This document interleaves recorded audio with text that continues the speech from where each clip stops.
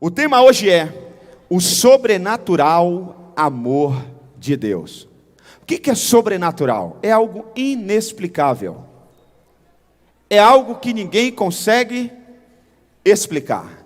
O sobrenatural é algo que você não consegue explicar. O sobrenatural é algo que você não vive diariamente. É algo que quando você acontece, tira de você o uau. Você diz, uau! Oh, caramba! Meu Deus! De verdade? Isso é o sobrenatural. Eu quero falar sobre esse amor de Deus, que é sobrenatural. O amor de Deus é inexplicável. O amor de Deus é um amor incondicional. O cara está xingando Deus e Deus continua amando o cara. O cara vira as costas para Deus e Deus continua dizendo, não tem nada do que você possa fazer para que eu deixe de te amar. Isso é lindo demais. Então nós vamos ler o texto de Evangelho de João, capítulo de número 3, versículos de 1 ao 21. Evangelho de João, capítulo de número 3, versículo 1 ao 21. Diz assim a palavra de Deus. Havia um fariseu chamado Nicodemos. Qual era o nome do fariseu? Nicodemos, muito obrigado. Uma autoridade entre os judeus. Ele era o quê? Ele veio a Jesus à noite e disse, mestre, sabemos que ensinas da parte de Deus, pois ninguém pode realizar os sinais miraculosos que estás fazendo, se Deus não estiver com ele. Ou seja, essa pessoa não pode fazer. E ele continua dizendo. Em resposta, Jesus declarou, digo-lhe a verdade, ninguém pode ver o reino de Deus se não nascer de novo. Perguntou Nicodemos, como alguém pode nascer sendo velho? É claro que não pode entrar pela segunda vez no ventre de sua mãe e renascer. Respondeu Jesus, digo-lhes a verdade, ninguém pode entrar no reino de Deus se não nascer da água, do batismo das águas e ser cheio do Espírito Santo. Você quer entrar no reino de Deus? Então seja batizado nas águas. Não se surpreenda pelo fato de eu ter dito, é necessário que vocês nasçam de novo. Aí o Senhor Jesus disse, o vento sopra onde quer. Você o escuta, mas não pode dizer de onde vem, nem para onde vai. Assim acontece com todos os nascidos, ou seja, são dirigidos pelo Espírito Santo. Agora você está ali, aqui, de repente você pode estar ali. Você nunca sabe para onde Deus vai te levar, porque o plano de voo da sua vida está nas mãos de Deus. E Deus nunca erra. Amém? Posso ouvir um glória a Deus? Aí, preste atenção. Perguntou Nicodemos, como pode ser isso? Jesus, que não é bobo nem nada, ele sabe diante de quem ele está, de um cara muito inteligente, diante da sociedade, de um cara respeitado, admirado por todos, um dirigente entre os judeus. Jesus aproveita para tirar uma casquinha. Aí Jesus diz assim para ele, você é mestre em Israel e não entende essas coisas? Asseguro-lhe que nós falamos do que conhecemos e testemunhamos do que vimos, mas mesmo assim vocês não aceitam o nosso testemunho. É mais ou menos assim, as pessoas que ainda não tiveram encontro com Deus, elas duvidam e muitas vezes até criticam o nosso comportamento por ser cristão. E fizeram a lavagem na tua cerebral. Você é fanático, para quê? Ir no encontro com Deus, de sexta até domingo, e vem direto para a igreja, ainda entra na igreja como loucos, gritando, com bexiguinha, um cara de 50, de 60 anos, só que eles não sabem, que nós estamos fazendo, porque nós já vimos, e nós já vivemos, o poder de Deus na nossa vida, aleluia, aleluia, Jesus disse, você é autoridade entre os judeus, mas você nunca provou do poder que vem dos céus. Nós falamos de algo que nós já vimos e que nós já vivemos. Se você está aqui pela primeira vez, se você está nos acompanhando pela internet, está no nosso campus online, nós somos loucos, nós damos glória a Deus, nós aplaudimos, nós gritamos, nós dizimamos, nós ofertamos, nós nos comprometemos, porque nós já vivemos e continuamos a viver o poder de Deus na nossa vida. Só nós sabemos como nós chegamos e como nós estamos e onde nós vamos estar. Aleluia. Aí Jesus continua: eu lhes falei de coisas terrenas e vocês não creram. Como crerão se lhes falar de coisas celestiais? Ninguém jamais subiu ao céu, a não ser aquele que veio do céu, o Filho do Homem. Da mesma forma como Moisés levantou a serpente no deserto, assim também é necessário que o Filho do Homem seja levantado, para que todo que nele crer tenha vida eterna. Porque Deus tanto amou o mundo que deu o seu Filho unigênito, para que todo aquele que nele crê não pereça, mas tenha a vida eterna. Deus é bom demais, pois Deus enviou o seu Filho ao mundo, não para condenar o mundo, mas para que este fosse salvo por meio dele. Quem nele crê, não é condenado, mas quem não crê, já está condenado, por não crer no nome do Filho unigênito de Deus. Este é o julgamento. A luz veio ao mundo, mas os homens amaram as trevas e não a luz, porque as suas obras eram más. Quem pratica o mal odeia a luz e não se aproxima da luz, temendo que as suas obras sejam manifestas. Mas quem pratica a verdade vem para a luz, para que se veja claramente que as suas obras são realizadas por meio de Deus. Diga glória a Deus. Aleluia. Coloque a mão sobre o seu coração. Diga: Deus, fala comigo. Diga: Pai, não deixa eu sair daqui do mesmo jeito que eu entrei. Eu quero ter uma semana totalmente diferenciada. Eu quero sair daqui mais parecido com o Senhor. Eu quero ter uma experiência extraordinária contigo nessa noite. Fala isso para Deus. Diga: Deus, eu não quero ser crente mais ou menos. Diga: Deus, eu quero fazer a diferença. Diga: Deus, eu quero que o Senhor entre na minha vida. Eu quero que o Senhor tenha liberdade na minha vida. Eu quero que o Senhor faça o que é preciso fazer na minha vida. Diga: eu me entrego completamente. Eu quero me comprometer com o teu reino. Eu quero ser crente de verdade. Diga: Deus, fala comigo. Eu quero ouvir a tua voz. Papai, usa-me com poder e glória. Eu me coloco à tua disposição. Que seja o Senhor a falar através da minha vida. Que eu imita o som, mas que o Senhor fale aos corações dos que estão aqui nesse auditório e de todos que estão no campus online. Em nome de Jesus. Amém e amém.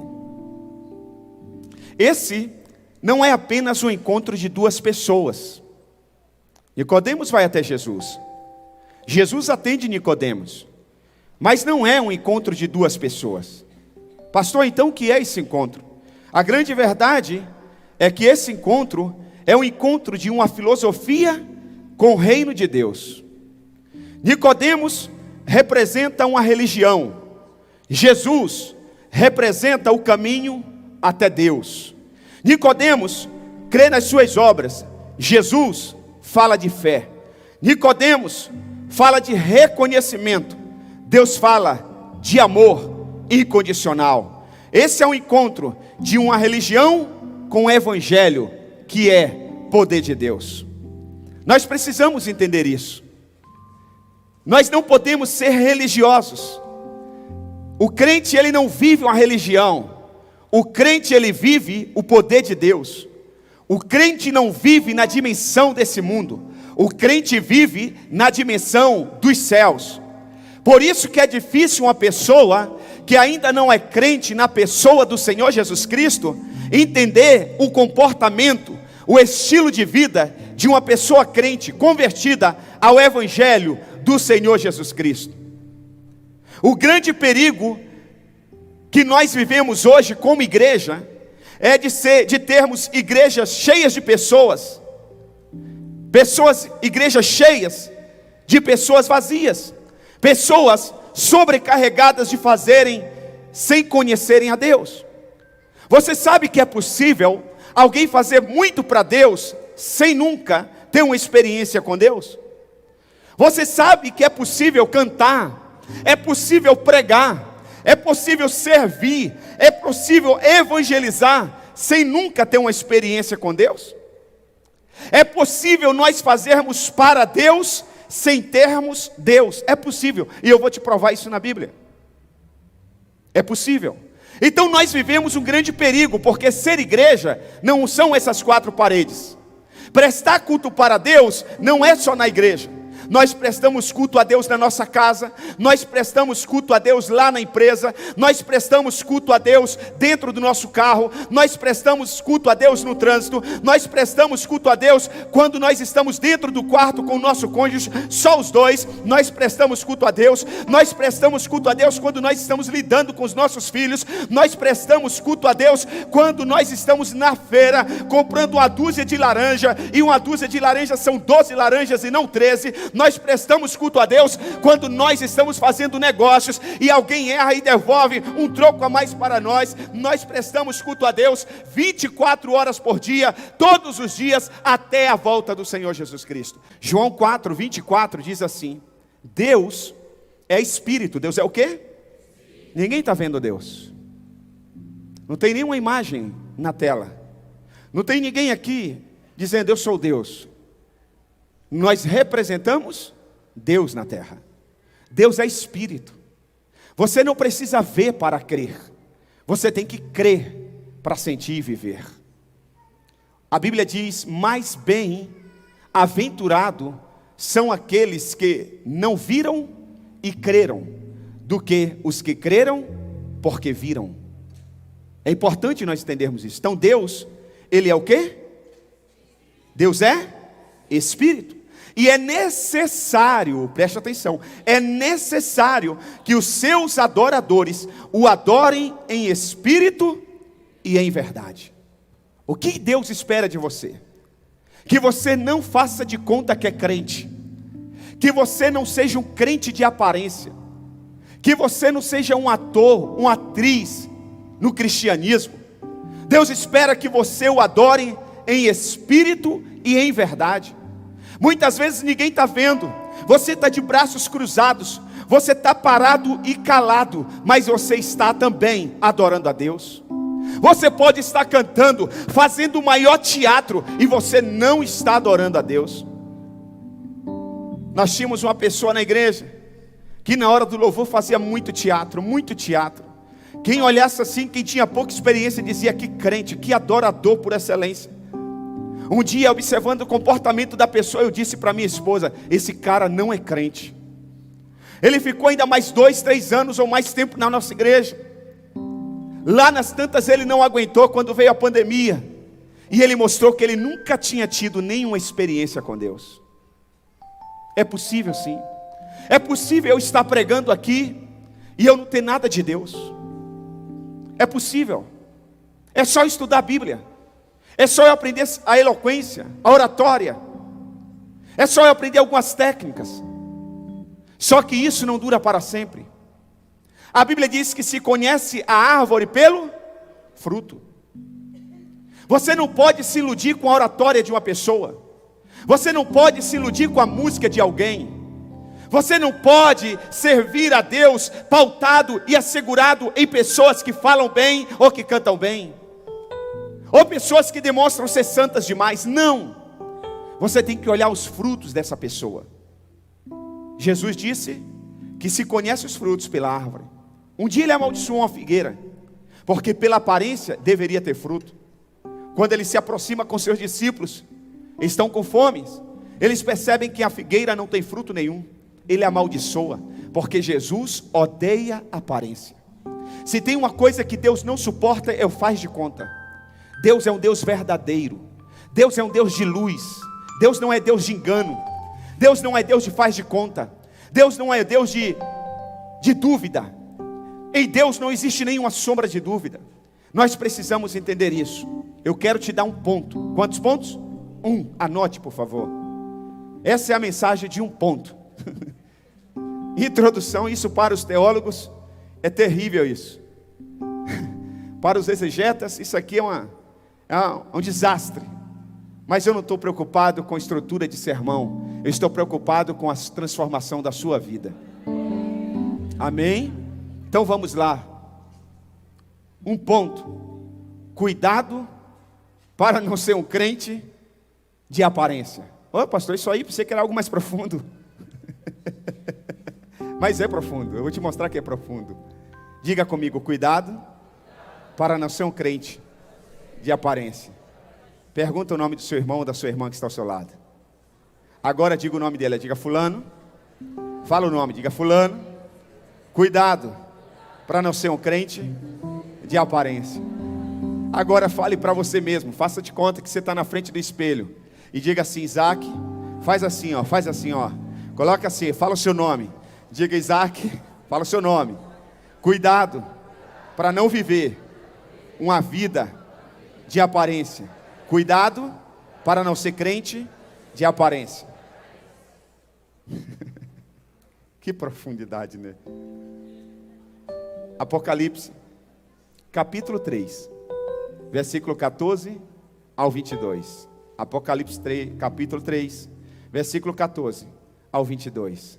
O Senhor Deus escreve ao anjo da igreja. O Senhor Deus escreve a quem? Todos nós sabemos que o anjo da igreja quem é?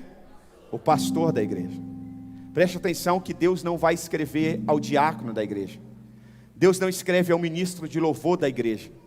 Deus não escreve ao maior dizimista da igreja. Deus não escreve a pessoa mais eloquente da igreja. Deus não escreve a pessoa que tem mais currículos acadêmicos da igreja.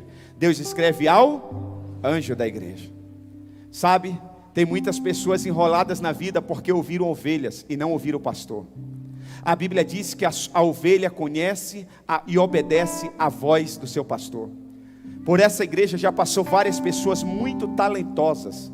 Pessoas que Deus fez algo extraordinário na vida delas e nós sabemos e elas contam. E Deus fez através do nosso ministério.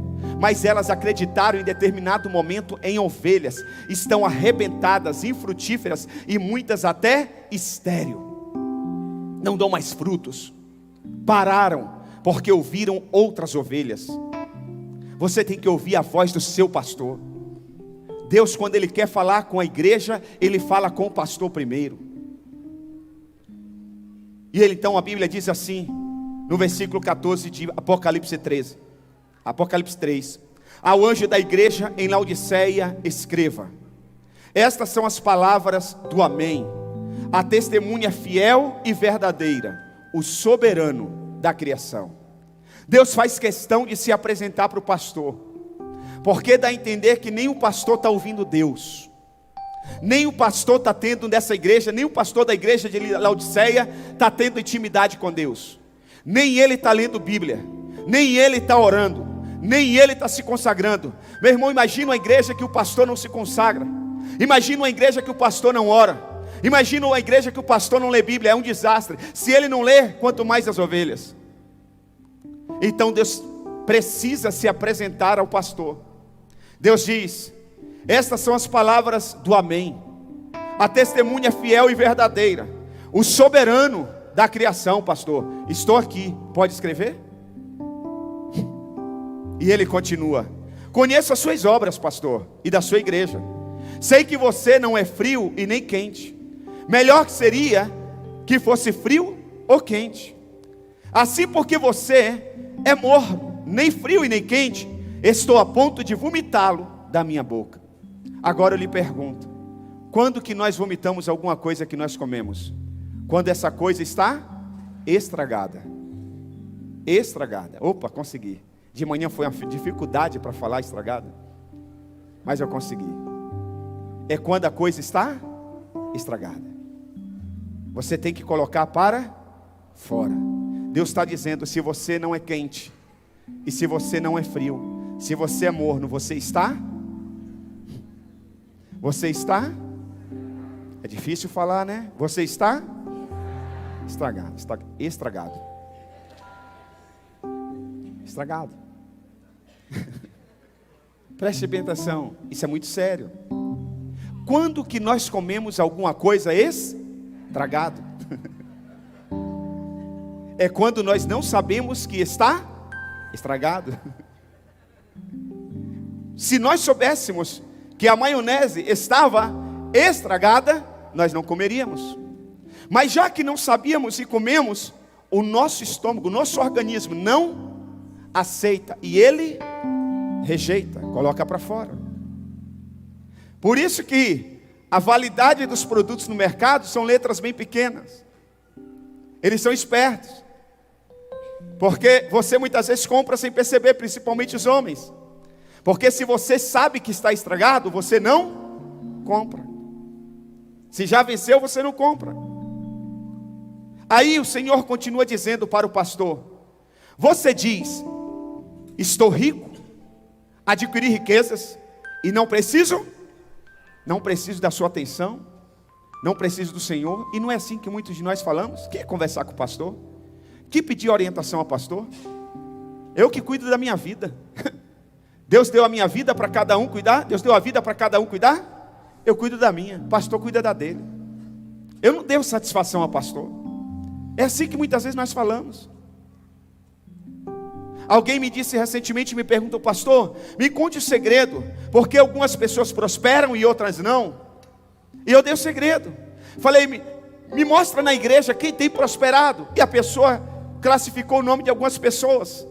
Eu disse: pois bem, todos os nomes que você me relatou aqui são pessoas que estão comigo há muito tempo. São pessoas que eu discipulo, são pessoas que eu confronto, são pessoas que eu sugiro, são pessoas que vêm a mim, são pessoas que perguntam, são pessoas que muitas vezes não compram e nem vendem sem pedir uma orientação. Às vezes eu não entendo do produto e nem sei nada do ramo, mas eu tenho a graça que Deus me deu, que nem eu consigo explicar. Isso é ser pastor, meu filho. Isso é ser pastor. Ele diz: estou rico, adquiri riquezas e não preciso de nada. Não conheço, porém, o Senhor Deus diz: você não conhece, porém, que é o quê? Miserável, digno de pobre, cego e que está, olha que desgraça.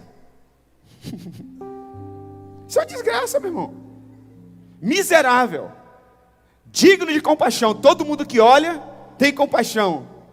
É pobre, está cego e ainda está nu. Desgraça total. Mas estão com aparência que estão bem. Estão por cima da carne seca, não é assim que diz? Aí o Senhor Deus dá um conselho. Ele diz: dou-lhe este conselho: compre de mim ouro fino, ouro refinado do fogo, e você se tornará rico. Compre roupas brancas e vista-se para cobrir a sua vergonhosa nudez. E compre colírios para ungir os seus e poder enxergar. Repreendo e disciplino aqueles que eu amo. Por isso seja diligente e arrependa-se. Eis que estou à porta e bato. Se alguém ouvir a minha voz e abrir a porta, entrarei e cearei com ele e ele comigo. Ao vencedor darei o direito de sentar-se comigo em meu trono. Quem vai sentar? Eu vou. Se ele está dizendo que vai me dar o direito, eu vou. Só quem vai comigo dá glória a Deus. Mas eu vou sentar primeiro. Mas é do arrebatamento, não é que eu vou morrer antes não. Tá bom? Fique tranquilo, se alguém está com pressa, pode passar na minha frente, eu cedo o lugar. Ao vencedor darei o direito de sentar-se comigo em meu trono, assim como eu também venci e sentei-me com o meu Pai em seu trono. Aquele que tem ouvido,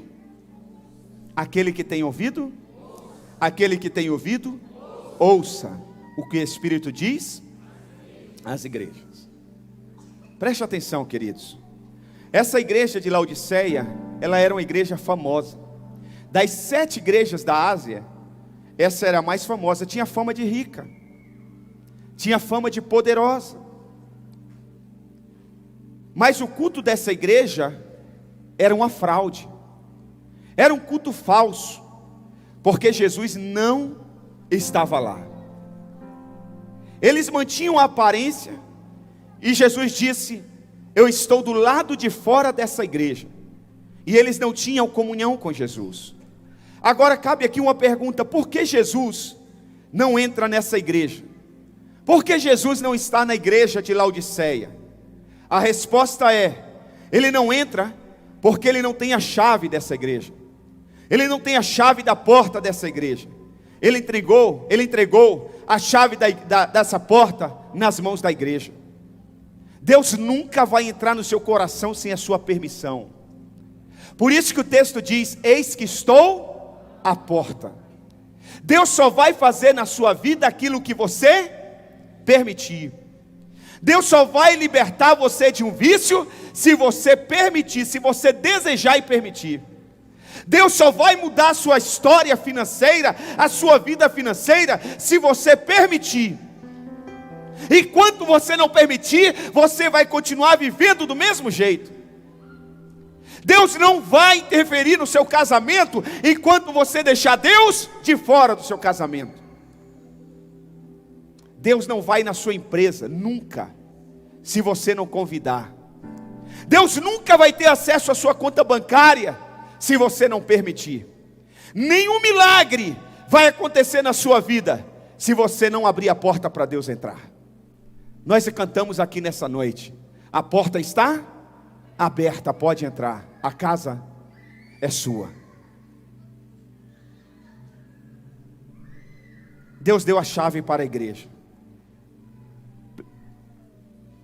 Cânticos, capítulo de número 5, versículo 2 ao 6. Cânticos, capítulo de número 5, versículo 2 ao 6.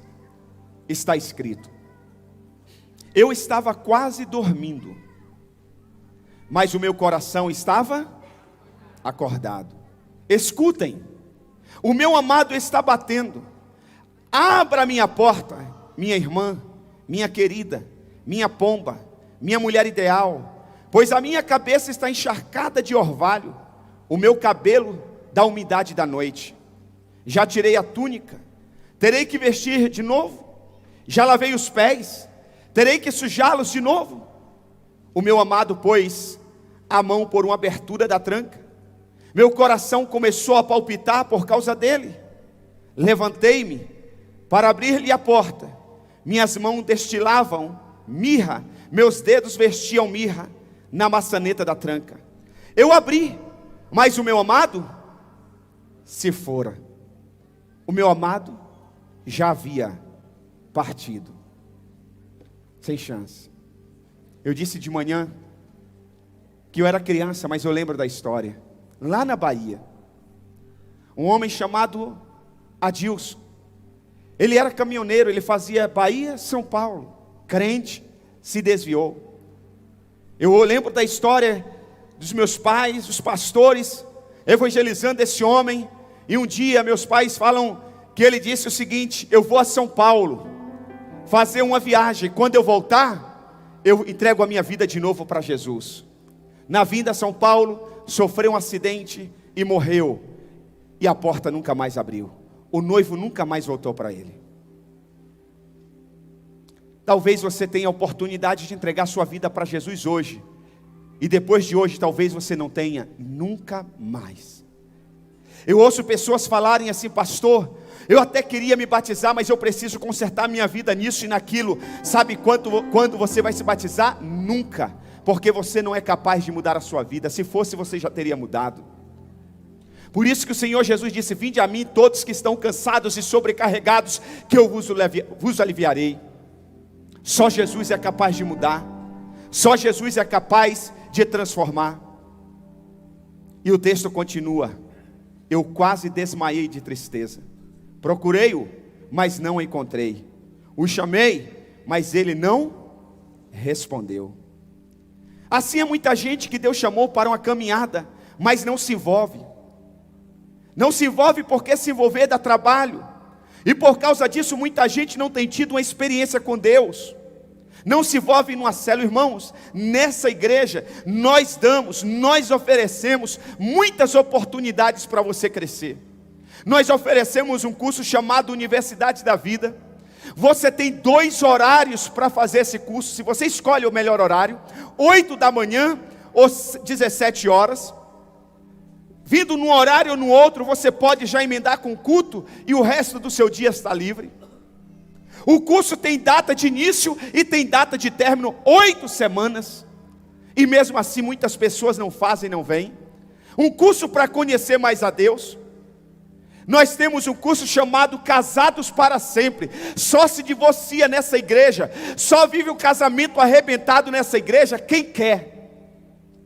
Pastor Wagner trabalha como louco, lidera uma equipe enorme de pessoas na sua empresa.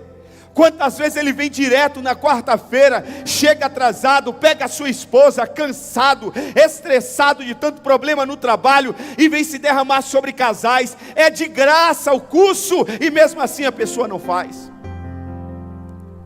Tem encontro com Deus. Pergunta para os irmãos o valor que eles pagaram. Pergunta se o valor que eles pagaram cobre pelo menos a alimentação. Não cobre. A igreja subsidia uma boa parte do valor. Nessa igreja tem encontro com Deus de criança, mas muitos não têm coragem de mandar o filho. Nessa igreja tem retiro de férias para as crianças.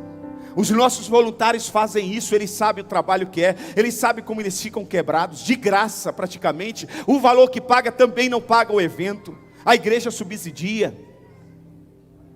Nessa igreja tem célula, uma vez por semana. A célula, quando demora demais, é 1h30, num lugar de relacionamento, num lugar para desenvolver amizade, que a amizade é muito importante. Muitos dos seus problemas que você já enfrentou ou está enfrentando é por causa de más amizades. O homem dá certo na vida ou fracassa na vida devido às suas amizades. Na célula você desenvolve bons relacionamentos.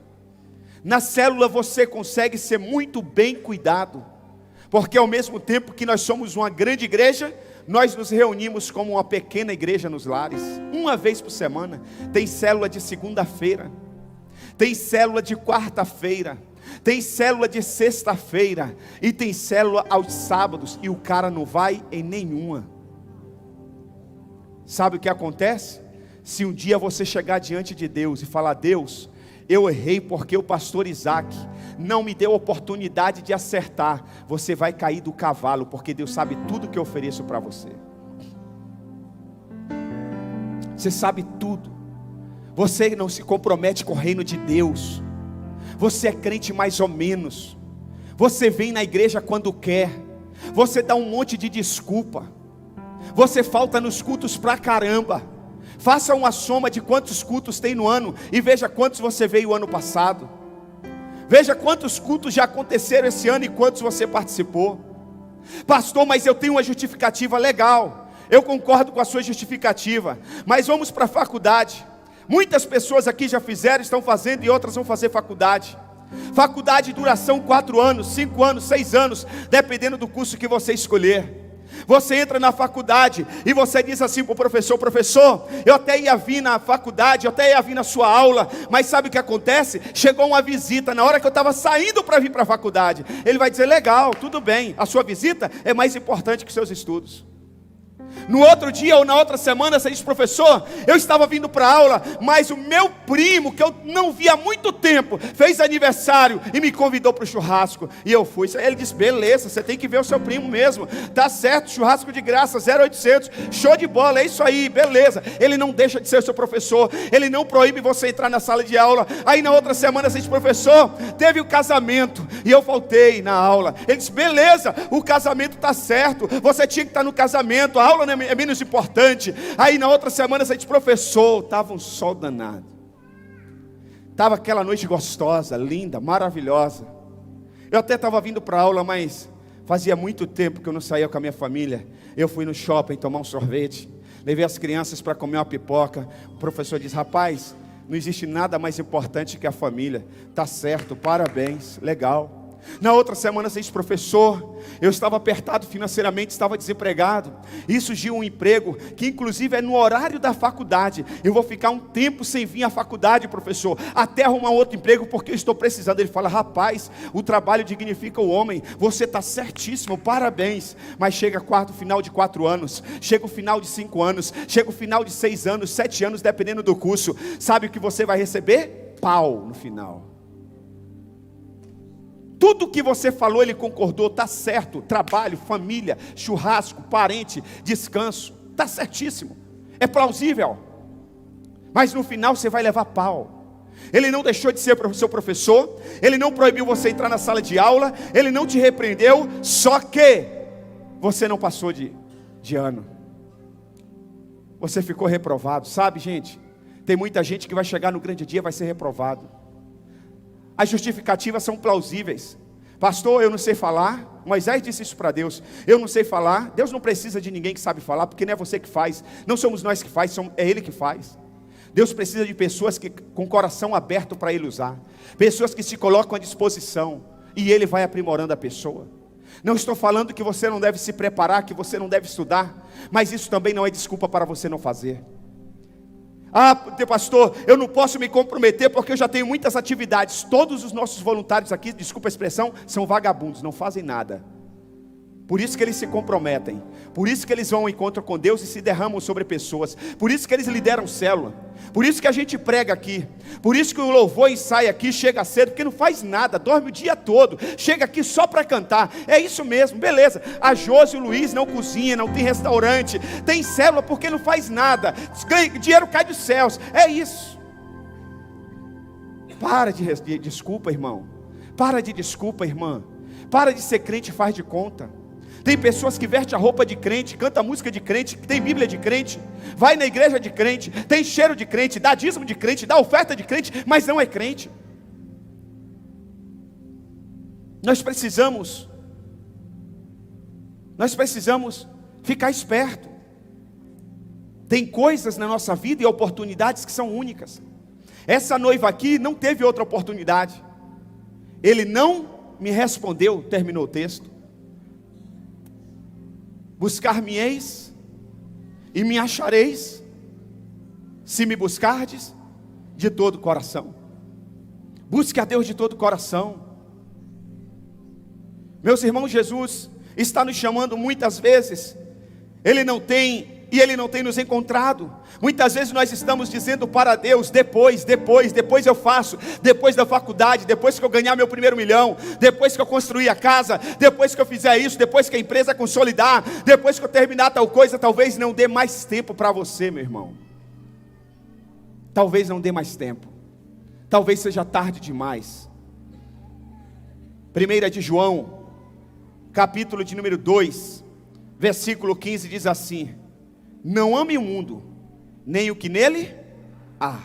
Se alguém amar o mundo, o amor do Pai não está nele. Deixa eu te falar uma coisa: Deus nunca vai deixar de te amar. Deus nunca vai deixar de te amar. Mas Deus está dizendo: não ame o mundo, porque quem ama o mundo não conhece a Deus. Ou você vive no mundo de cabeça, ou você vive em Deus de cabeça. Deus não aceita meio termo. Eu sei que tem católicos aqui, eu sei que tem católicos no nosso campus online. Existe uma expressão entre os católicos: eu sou católico não praticante. Eu respeito, eu não sou da religião católica, eu respeito. Você pode ser da religião católica não praticante, você pode ser do espiritismo não praticante, você pode ser do budismo não praticante, mas jamais você será do cristianismo sem praticar a fé em Cristo Jesus. Ele não aceita. Catolicismo, você não sabe nem o nome do padre, você nunca se confessou para o padre, você nunca pediu uma orientação para o padre, você vai na missa quando você quer, você pode ir bêbado, você pode ir fedendo, você pode sair da missa e se prostituir outra vez. Você volta no padre, ele manda você contar os textos, e para ele está tudo certo, e para você também. No Evangelho do Senhor Jesus Cristo, não. No evangelho do Senhor Jesus Cristo, não. Ele quer comprometimento. Nosso Deus é um Deus de aliança. Ele deu tudo por você e Ele quer o seu tudo também. Ele deu o seu único filho, tudo que Ele tinha nos céus, Ele deu por você. E sabe o que Ele espera de você? O mínimo que Ele espera de você? O seu tudo. Só isso. Ele só espera isso. Não precisamos fazer nada para se sentir amado. O que Deus tem para você, meu irmão, minha irmã, é bem melhor do que o mundo pode dar. Evangelho de Marcos, capítulo de número 7, versículos 26 ao 29, diz assim: a mulher era grega, cirofenícia de origem, e rogava a Jesus que expulsasse de sua filha o demônio. Deixe que primeiro os filhos comam até se fartar, pois não é correto tirar o pão dos filhos e lançá-los aos cachorrinhos. Ela respondeu: sim, Senhor, mas até os cachorrinhos debaixo da mesa comem das migalhas das crianças. Então ele disse: por causa dessa resposta, você pode ir, e o demônio já saiu da sua filha. Essa mulher, ela se humilha diante de Deus. Sabe o que Jesus fez com essa mulher? Chamou ela de cadela, porque ela não era uma judia. Porque João diz assim: ele veio para os seus, e os seus não receberam, mas todos quantos receberam, deu-lhe o poder de se tornarem filhos de Deus. Essa mulher não era filha, essa mulher não era judia. Perceba que Jesus, ele veio para os judeus, ele está pregando para os judeus, ele está servindo aos judeus, e essa mulher não é judia. Então preste muito bem atenção. Mas ela se humilha, ela diz: sim, Senhor, mas até os cachorrinhos comem das migalhas das crianças. E Jesus diz: mulher, por causa dessa resposta, você pode ir, o demônio já saiu da sua filha. Meus irmãos, Deus está esperando nós nos prostrarmos ao seu altar. Deus está esperando nós nos prostrarmos aos pés da cruz. Deus quer fazer, Ele tem milagre, Ele tem resposta, Ele tem revelação, mas Ele está esperando você abrir a porta e se quebrantar diante dEle. Você acha que Deus ia deixar essa mulher voltar de mãos vazias? Nunca. Ninguém que foi até Jesus voltou de mãos vazias. Leia na Bíblia. Nós somos filhos de Deus. Ele colocou uma mesa para nós. Precisamos conhecer Deus de verdade. Deus tem para você algo extraordinário, mas o mundo engana a gente. O mundo engana a gente. O mundo engana. Não sei se você já percebeu as grandes corporações, grandes magazines, grandes lojas de shoppings, de ruas também, defendendo causas sociais. E você diz: por que essa empresa está se envolvendo nisso, defendendo essa causa ideológica, sendo que 0,0% das pessoas já aderiram ou vão aderir a esse negócio? Só que existe uma organização mundial, com a média de 6 pessoas, 6 investidores. Algumas pessoas aqui sabem do que eu estou falando, poucas pessoas sabem.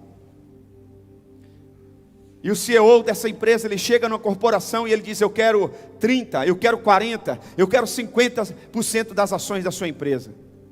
Empresário quer dinheiro, empresário quer o quê? Dinheiro. Empresário quer resultado, empresário não está preocupado com a sua família.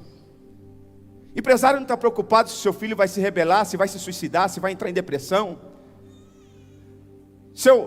O empresário não está preocupado se seu filho vai mudar de sexo ou não.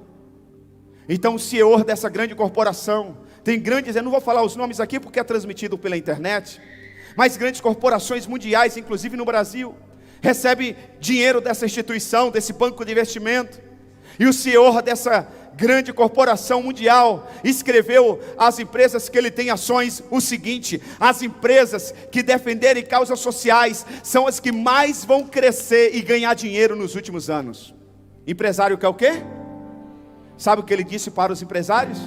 Se vocês defenderem essas causas que o mundo está defendendo, eu aplico mais dinheiro no seu negócio. Então você vê pessoas de um movimento de 0,0 alguma coisa por cento fazendo um barulho, não só no Brasil, mas no mundo. Você está sendo enganado e não sabe. Aí você diz: todo mundo está assim, todo homem é assim, toda mulher é assim. Mentira, o diabo está te enganando. Sofisma. O que é sofisma? É uma mentira que parece com verdade. E aí o cara dá estratégias Coloque na frente da loja. Todo mundo que passar e vem em todas as lojas, tem 10 funcionários e só 2 pessoas com esse comportamento, vai achar que todo mundo agora é assim. Mentira. Para quando o seu filho chegar, se ele se desviar, que não vai, em nome de Jesus, filho de ninguém aqui vai se desviar, e todos os nossos filhos serão o que Deus planejou para eles serem na sua vida, em nome de Jesus. Mas sabe o que eles esperam? Que quando seu filho crescer, se ele chegar com essa ideologia dentro da sua casa, o diabo sopra no teu ouvido, todo mundo está assim. Mentira. É 0,0% no mundo inteiro. Mas tem dinheiro rolando, o mundo está te enganando. João, capítulo 6, versículo 68. Simão Pedro lhe respondeu: Senhor, para quem iremos? Tu tens a palavra de vida eterna.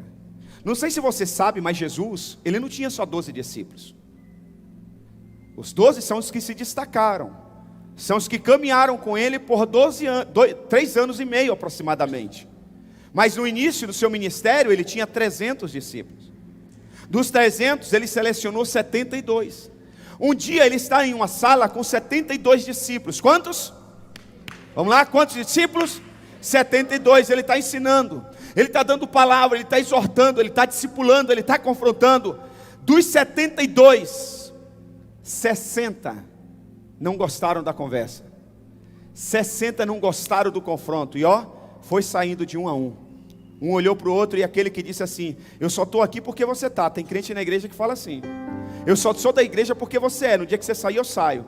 Aí você saiu, ele sai também. Ele nem sabe o que está rolando, ele nem sabe o que Deus tem para ele. Ele vai embora, está ouvindo ovelha. Aí o outro saiu, o outro saiu, o outro saiu, ficaram 12. Agora você imagina uma sala com 72, sai 60 e fica 12. A sala ficou o quê? Vazia. Sabe o que Jesus faz com os 12? E aí, vocês não querem ir embora não? Aí Pedro responde: Senhor, para quem iremos? Tu tens a palavra de vida. Deixa eu falar uma coisa, meu irmão, para você. A igreja tem problemas, como instituição tem problemas, tem gente aqui dentro problemática, e aqui é lugar dos problemáticos mesmo, porque aqui é lugar da transformação, da restauração, do renovo da mente, de receber um novo coração. A igreja tem problema, a igreja tem pastores chatos. Quem acha que eu sou chato? Não levanta a mão não. Vai que todo mundo levanta, eu vou entrar em depressão. Mas quem conhece gente chata dentro da igreja? Diga eu, pastor. Será que não é você mesmo? O chato? A igreja tem. Mas deixa eu te falar, ouça o que eu vou falar. A igreja é como a arca de Noé.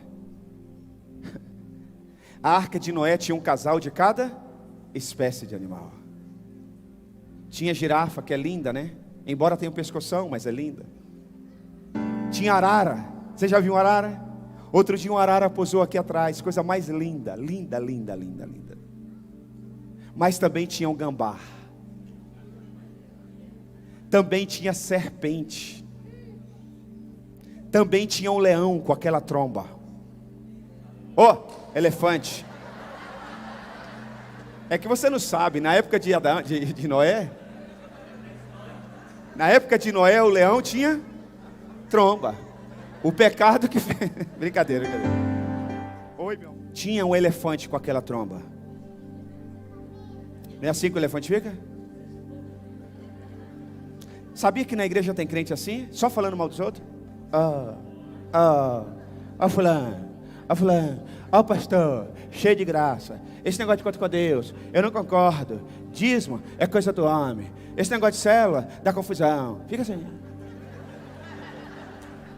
É assim ou não é?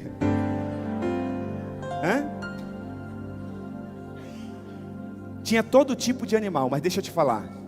A arca de Noé era o melhor lugar para ele e a família estar.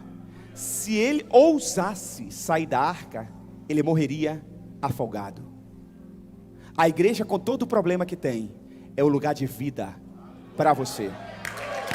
Aleluia. Aleluia. Aleluia. Glória a Deus. É lugar de vida, meu irmão. É lugar de vida. Ame a igreja do Senhor Jesus Cristo. Ele disse que a igreja é dele.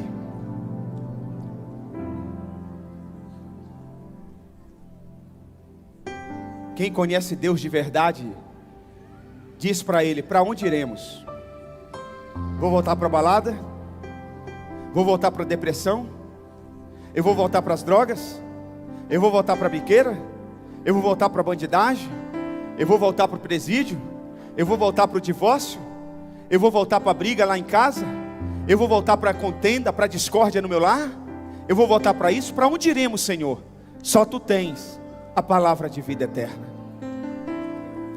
Nós precisamos ter essa visão, irmãos. Nós precisamos crescer. Nós precisamos amadurecer. João capítulo 3, versículo 16. Nicodemos, na verdade, ele era um religioso, ele não conhecia Deus, mas Jesus disse para Nicodemos: porque Deus tanto amou o mundo que deu o seu Filho, para que todo que nele crer não pereça, mas tenha vida.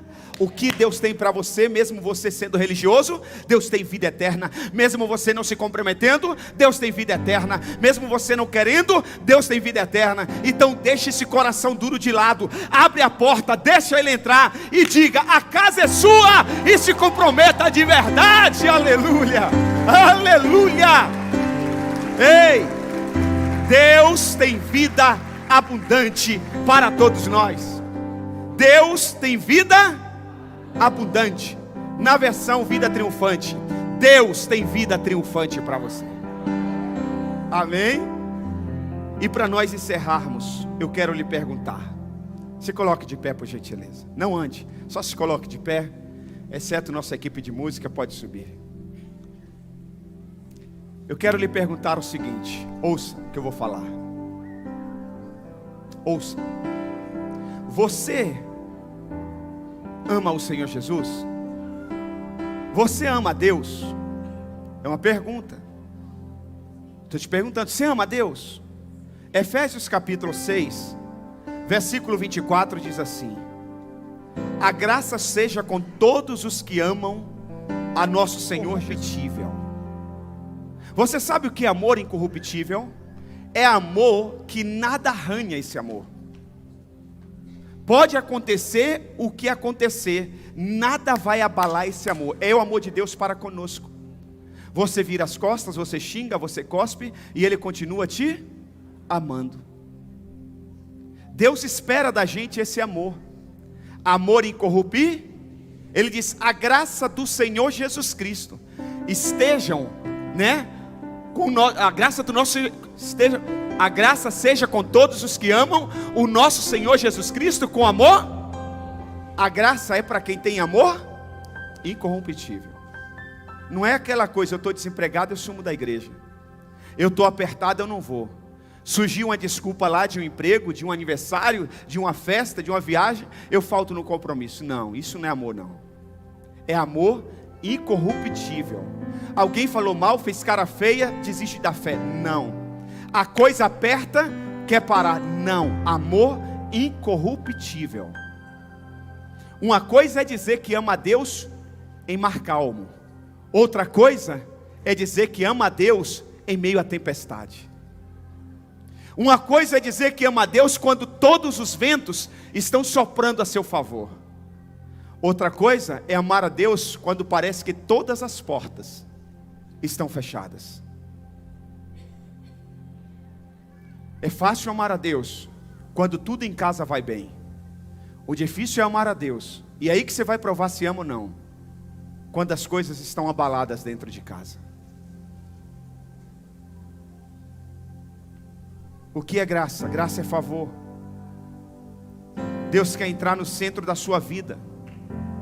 Levanta a noiva, para que a graça de Deus seja uma verdade na sua vida. E deixa eu terminar dizendo para você o seguinte, meu irmão, ouça. O mundo quer a sua alma. O diabo não quer você pela metade. Agora saiu uma lei no estado de São Paulo, que as escolas estaduais, o ensino tem que ser integral. Eles estão tirando o seu filho de você.